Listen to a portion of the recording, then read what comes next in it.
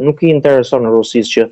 le të themi tani të mbyllen veprimet ushtarake, sepse nuk ka arritur qëllimin e saj, ka humbur shumë njerëz, ka psuar dëme të mëdha ekonomike, kolosale ekonomike dhe Putin ka le të themi qëllimin kryesor që ta justifikojë këtë përpara elektoratit vendas duke dëshmuar që unë e arrita qëllimin tim, pra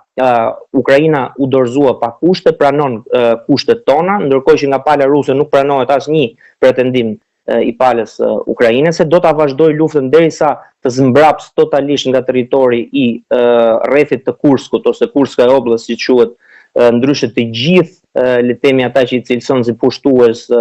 Ukrainas, në mënyrë që kur tulet në tryezën e bisedimit për një le të themi marrëveshje definitive të paqes, që sinqerisht për mendimin tim do i jetë ende larg, pra nuk ma do mendja të ketë gjasa që brenda një periudhe 30 ditore pas kësaj periudhe të arrihet ajo marrëveshje definitive, sepse thash Federatës Ruse nuk i intereson që të ndalojë veprimet ushtarake pa marrë të gjithë kufijtë e plot të këtyre 4 subjekteve. Dhe duke marrë parasysh që veprimet luftarake kanë zgjatur për muaj të tërë për të marrë territore që mund të jenë le të themi të ngjashme me Vorën këtu, jo shumë larg Tiranës, le të themi Suxha, po të merrni Suxhën, ka një territor të ngjashëm me Vorën, që është brenda le të themi rrethit të Tiranës. Pra një fuqi që cilësohet si e dyta më e fuqishme në botë, ka hasur goxha vështirësi në avancimin e saj me forcat e kombësorisë. Kështu që nëse do të dojë Rusia të arrijë këtë objektiv, do t'i duhet kohë, pra do t'i duhet kohë dhe 30 ditë, pra një armë pushim i përkohshëm për të ulur në tryezë për të diskutuar kushtet e mëtejshme, Rusisë mund t'i interesojë, ka rënë dakord sigurisht në parim me një marrëveshje të tillë, por gjatë kësaj kohe do të vazhdojnë këto aktet luftarake. Pra, çfarë armë pushimi do të kemi ne, pra me kushte, ndërkohë që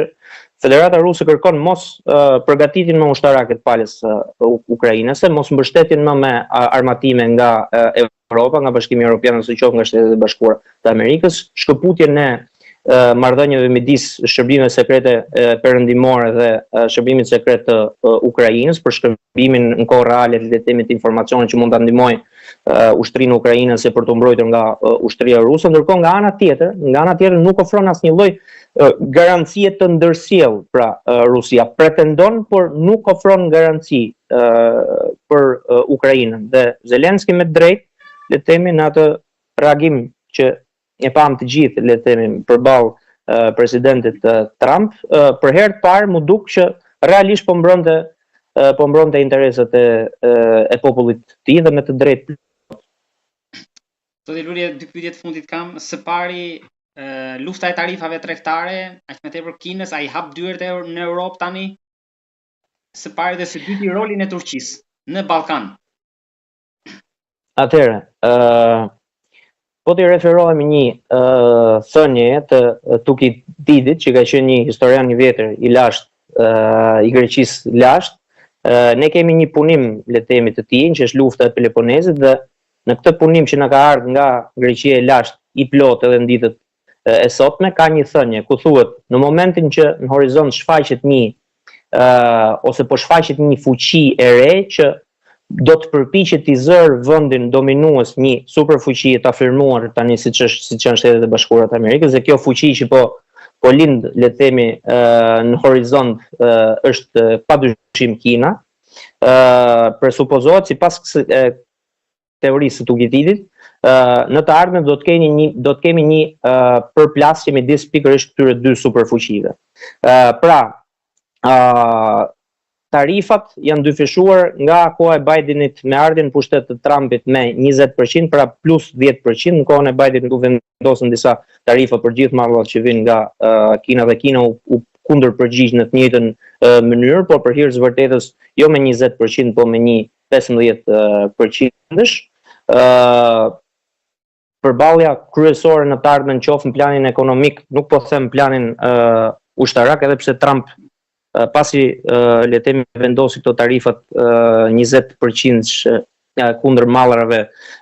kineze, bëri dhe një thirrje komunitetit ndërkombëtar, ju referu edhe liderit kinez, madje dhe gjithë komunitetet ndërkombëtare, atyre vendeve që përfaqësojnë këtë superfuqitë bërthamore, që të ulen tryezën e bisedimeve për të ulur numrin e armatimeve bërthamore, duke theksuar se pas një periudhe 4 vjeçare, 5 vjeçare, me gjitha mundësitë që ka Kina, qoftë edhe në planin ushtarak, mund të arrijë një potencial të barabartë mbushjeve bërthamore, siç e kanë Shtetet Bashkuara të Amerikës ose siç e ka dhe Rusia, për cilën përflitet që mund të ketë, le të themi, 6.000 ose deri në 7.000 mbushje bërthamore. Pra, duke me vendosjen e tarifave të Shtetet Bashkuara të Amerikës kundrejt edhe disa shteteve tjera që kanë qenë, le të themi, shtete partnere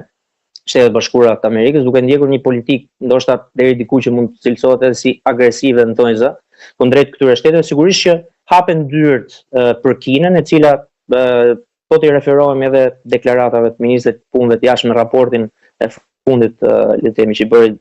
gjatë pas vitit të ri kinez, u shpreh qartë që Kina është një shtet që është e fokusuar drejt multilaterizmit. Është një shtet që nuk do të përdor gjuhën e diktatit në arenën ndërkombëtare, është një shtet që ka synimet e saj për fuqizimin e jugut global, do të fokusohet tek fuqizimi i veprimtarisë së Organizatës së Bashkëpunimit të Shangajt, madje është një ndër shtetet kryesore së Bashku me Federatën Ruse, me Indinë, me Afrikën e Jugut, që ka krijuar një blok, le të themi, që mund të cilësohet edhe si analog i G7-s. Është një shtet që e cilëson shumë rezultativ iniciativën ekonomike Një rrugë, një brez, dhe një pjesë e madhe dërmuese e shteteve të anëtare të OKB-s, duke marrë parasysh edhe fuqitë kryesore të Bashkimit Evropian, si Gjermania dhe Franca, po t'ju kujtohet në vitin 2023 vizitat kanë qenë frekuente qoftë Scholzit dhe të Macronit në Kinë, pashka se po shpërsoheshin marrëdhëniet me Shtetet Bashkuara të Amerikës. Pra, këto shtete motore ekonomike të Bashkimit Evropian kanë dëshmuar, le të themi, me vizitat zyrtare të tyre se bashkëpunimi me Kinën në aspektin ekonomik do të jetë i frytshëm dhe do të jetë konstant në bazë të një interesi të përbashkët